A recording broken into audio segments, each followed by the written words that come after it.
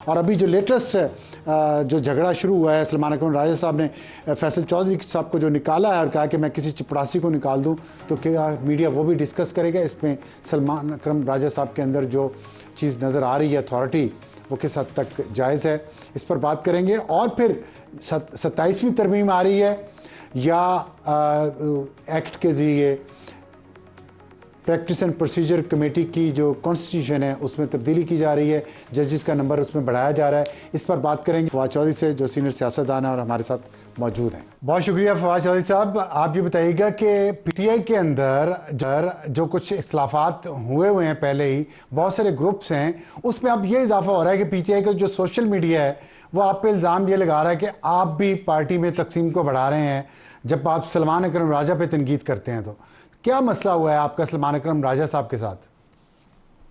नहीं, देखिए, पहली बात तो ये है अफसार साहब के ज़ाती तौर पे तो मेरा बड़ा एहतराम है सलमान राजा साहब के साथ, और वो बड़े काबिल आदमी हैं। जो मेरी तनकीद है वो तनकीद तो ये है कि देखिए, एक तो आप जो लोग तहरीक इंसाफ के जेलों में हैं, एजाज चौधरी साहब हैं, यास्मीन राशिद हैं, उमर चीमा हैं, शाह महमूद कुरैशी हैं, हमारी पार्टी लीडरशिप उनको भूल ही गई है और यूँ लगता है जैसे वो एग्जिस्ट ही नहीं करते।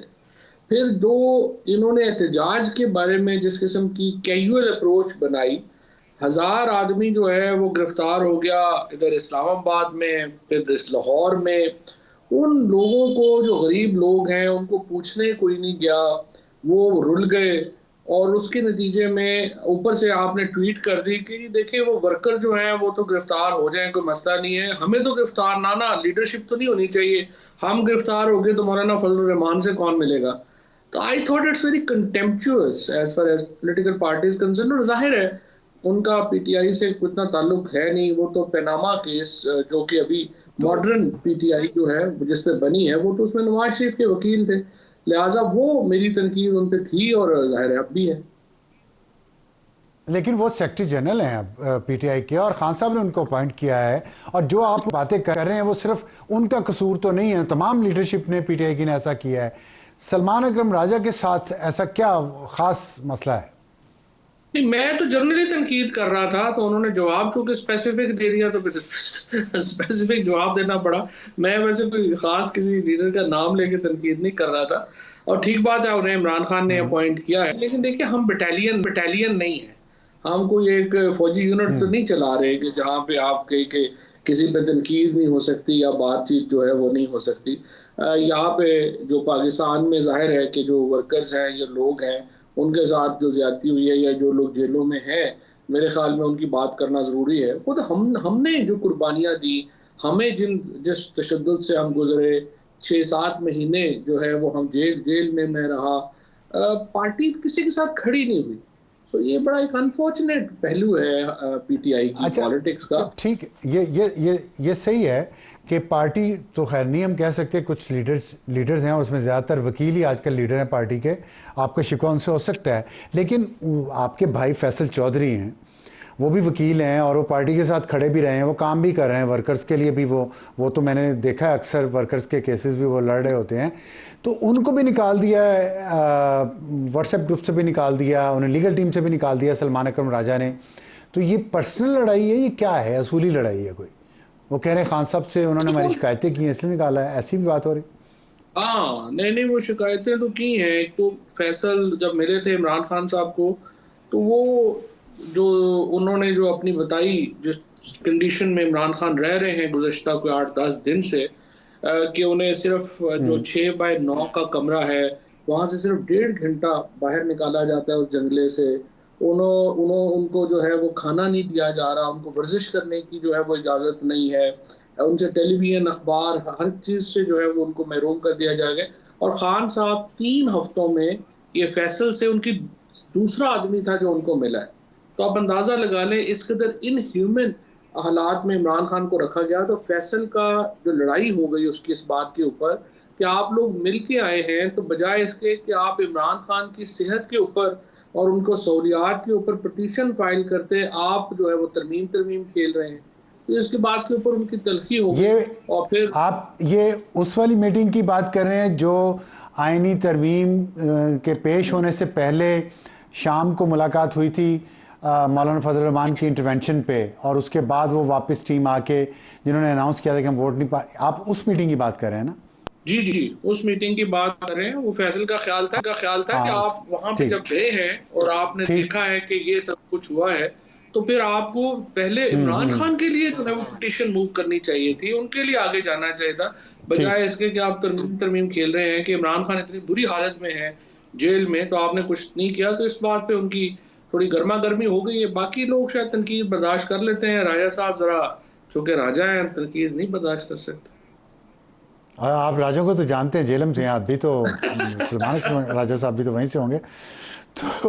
तो मुझे ये बताइएगा कि ये अगर ये बात है, सिर्फ ये तो असूली बात है जो जिस तरह आप कर रहे हैं, ये तो आपका पॉइंट ऑफ व्यू है, जिस तरह आप ये बात कर रहे हैं कि खान साहब की हालत पे बात नहीं की उस पीटीआई की टीम ने जो गई थी जेल में बाहर आके, तो इस पे एतराज़ किया फैसल चौधरी। इस बुनियाद पे, सिर्फ इस बात पे अगर उन्होंने निकाला है, तो फिर पीटीआई का सोशल मीडिया क्यों तनकीद कर रहा है आप पे भी और फैसल चौधरी पे भी?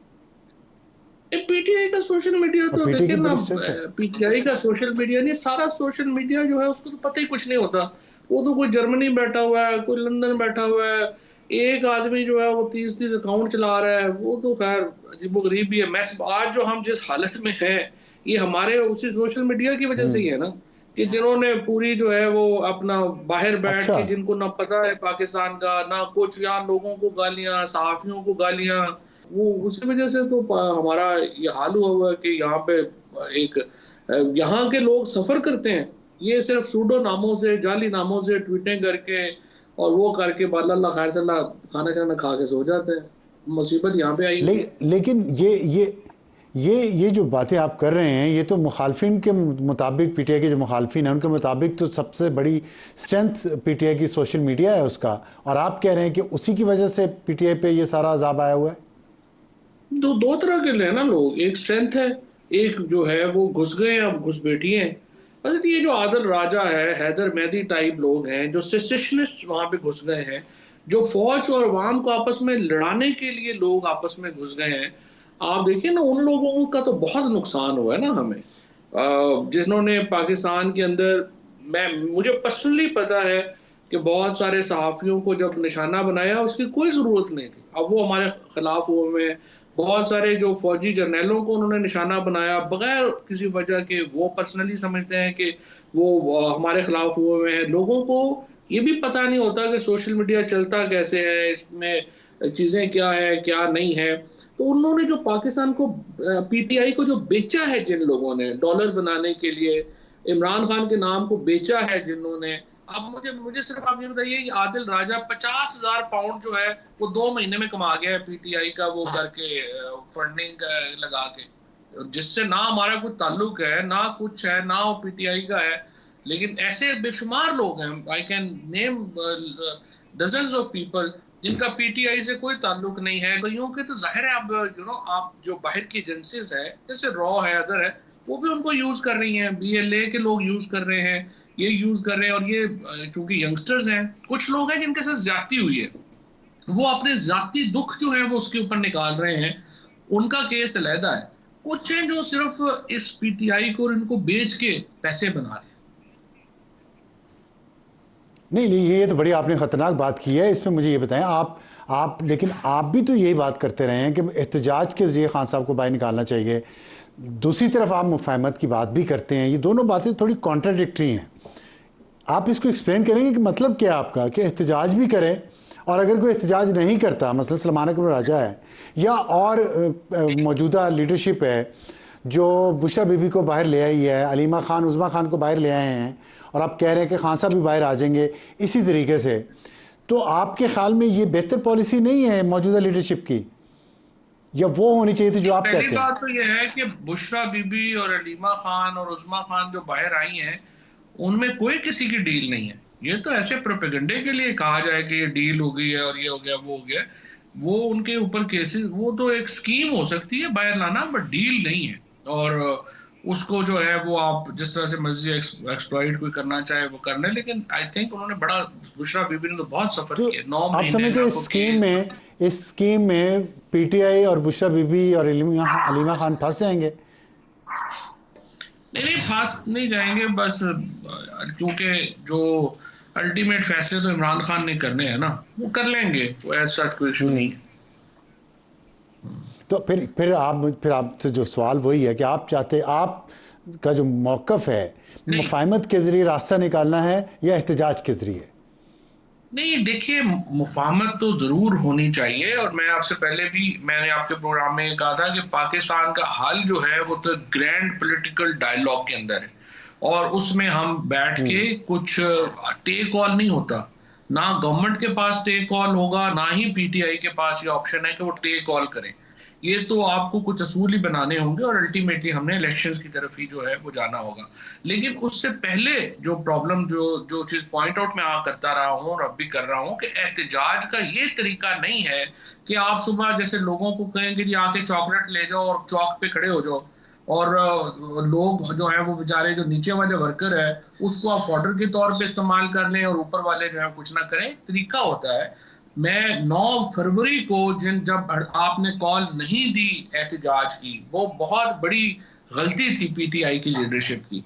अब आप जब अलायंस नहीं बना पा रहे और अलायंस के बगैर आप रोज अपने लोगों को कह देते हैं कि आके कर लें, तो वो भी बहुत बड़ी गलती है।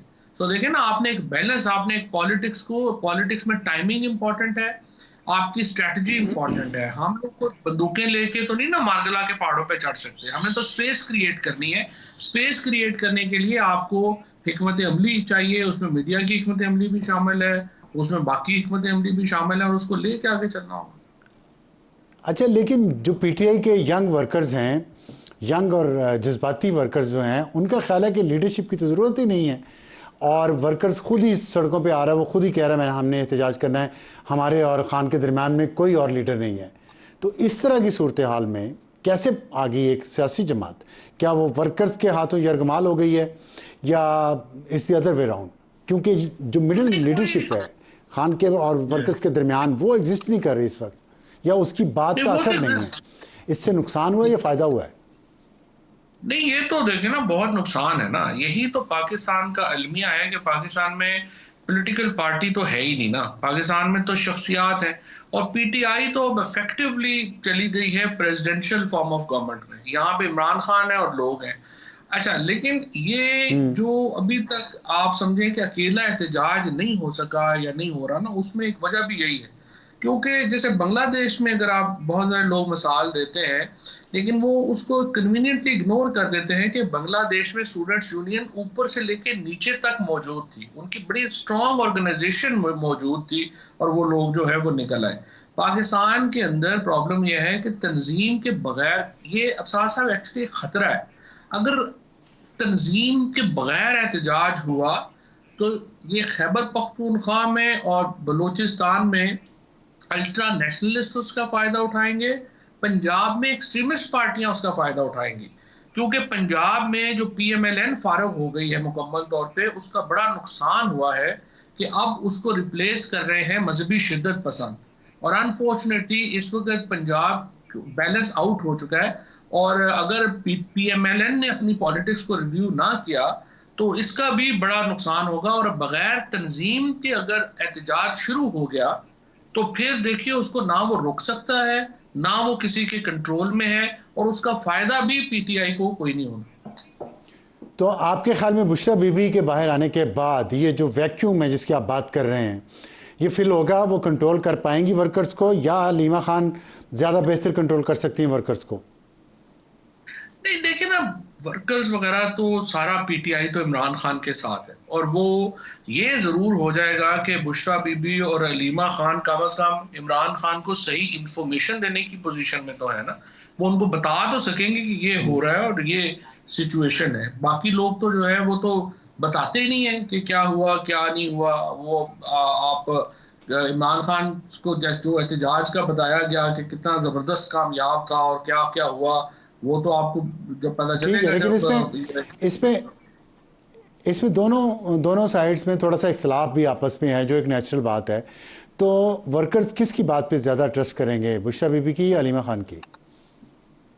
ये इमरान खान ही को करना होगा डे टू डे जो आगे चलेंगे। मेरे ख्याल में बुशरा बीबी तो कह रही हैं कि मैं पॉलिटिक्स में नहीं हूं, लेकिन मेरे ख्याल में पॉलिटिक्स इस वक्त करना तो हर पाकिस्तानी का फर्ज है और उनको भी पॉलिटिक्स जो है उसको करना होगा। उन्होंने उनकी प्रायोरिटी इमरान खान को बाहर लाना है, जो कि सच्ची बात यह है कि इस वक्त पीटीआई में कई लोगों को सूट ही नहीं करता कि इमरान खान बाहर है। सो बुशरा बीबी और ठीक अलीमा खान ठीक की प्रायोरिटी जो है वो पीटीआई लीडरशिप से इस लिहाज से क्लियर है कि उनकी हमदर्दियां इमरान खान को बाहर लाने में और फोकस इमरान खान को बाहर लाने में है, जो कि बाकी शायद लोगों का नहीं। तो ये जो लीडरशिप इंटरेस्टेड नहीं है खान साहब को बाहर लाने में, क्या वो सोशल मीडिया को